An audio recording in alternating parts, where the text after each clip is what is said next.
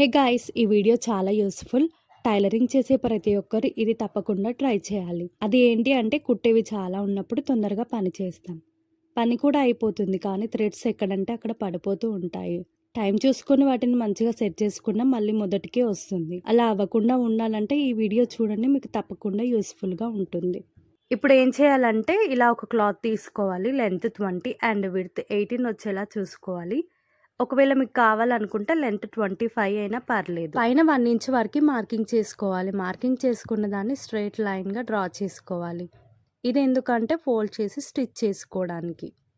తర్వాత thread size ఎంత ఉందో చూసుకొని మార్కింగ్ చేసుకోవాలి. థ్రెడ్ సైజ్ అయితే 2.5 ఇంచెస్ వరకు ఉంది. ఎక్స్ట్రాతో కలిపి నేను టోటల్గా 4 ఇంచెస్ వరకు తీసుకుంటున్నా. 4 ఇంచెస్కి ఒక మార్కింగ్, మళ్ళీ 4 ఇంచెస్కి ఒక మార్కింగ్, ఒకదాని తర్వాత ఒకటి అలా 4 ఇంచెస్ వరకు మార్కింగ్ చేసుకోవాలి. అలా మనకి 5 రోస్ అనేవి వస్తాయి. ఇలా దీన్ని స్ట్రేట్ లైన్గా డ్రా చేసుకోవాలి.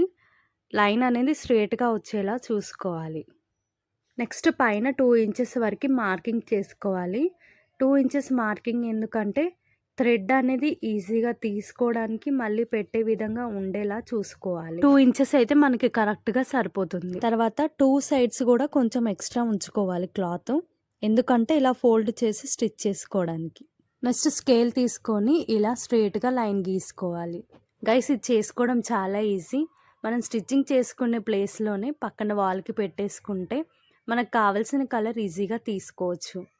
మనం స్టిచ్చింగ్ చేయడానికి ఎక్కువగా యూస్ చేసే కలర్స్ ఏవైతే ఉంటాయో అవి దీంట్లో పెడితే మన చేతికి అవైలబుల్గా ఉంటాయి థ్రెడ్స్ అనేవి. నెక్స్ట్ ఏం చేయాలంటే అదే క్లాత్తో లెంత్ 3 ఇంచెస్ ఉండేలా చూసుకోవాలి. విడ్త్ అయితే మనం తీసుకున్న క్లాత్కి కొంచెం అటు ఇటు ఉంటే సరిపోతుంది. నెక్స్ట్ వీటిని 5 పీసెస్గా వచ్చేలా చూసుకోవాలి. ఆ తర్వాత ఏం చేయాలి అంటే 2 సైడ్స్ కూడా 1 ఫోల్డ్ వచ్చేలాగా స్టిచ్చింగ్ చేసుకోవాలి, వీడియోలో చూపిస్తున్నట్టుగా.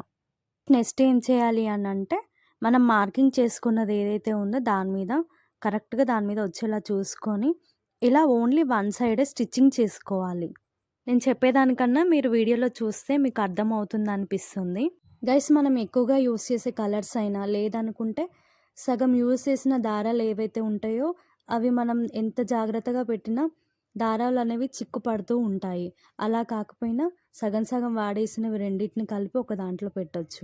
మిషన్కి సంబంధించిన ఏవైనా కూడా హుక్స్ అయినా, నీడిల్స్ అయినా, బాబిన్ అయినా, లేకపోతే మార్కర్స్ అయినా ఏవైనా లాస్ట్ రోలో మనం అడ్జస్ట్ చేసుకోవచ్చు.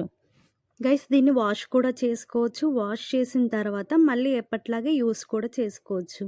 మెయిన్ థింగ్ ఏంటంటే కలర్ మంచిగా కనిపిస్తాయి. కావాల్సిన కలర్ వెంటనే పిక్ చేసుకోవచ్చు. దీన్ని స్టిచ్చింగ్ చేయడానికి ఎక్కువ టైం కూడా పట్టదు. ఒకసారి కట్ చేసుకొని మార్కింగ్ చేసుకున్నామంటే దాని మీదనే స్టిచ్చింగ్ చేసుకుంటే అయిపోతుంది. స్టిచ్చింగ్ చేసే ప్రతి ఒక్కరికి ఈ వీడియో అనేది యూస్ఫుల్గానే ఉంటుంది. గైస్, మీకు ఈ వీడియో నచ్చినట్టయితే లైక్ చేసుకోండి, మన ఛానల్ని సబ్స్క్రైబ్ చేసుకోండి. Thank you. ఇలాంటి వీడియోలు కావాలనుకుంటే కామెంట్ చేయండి.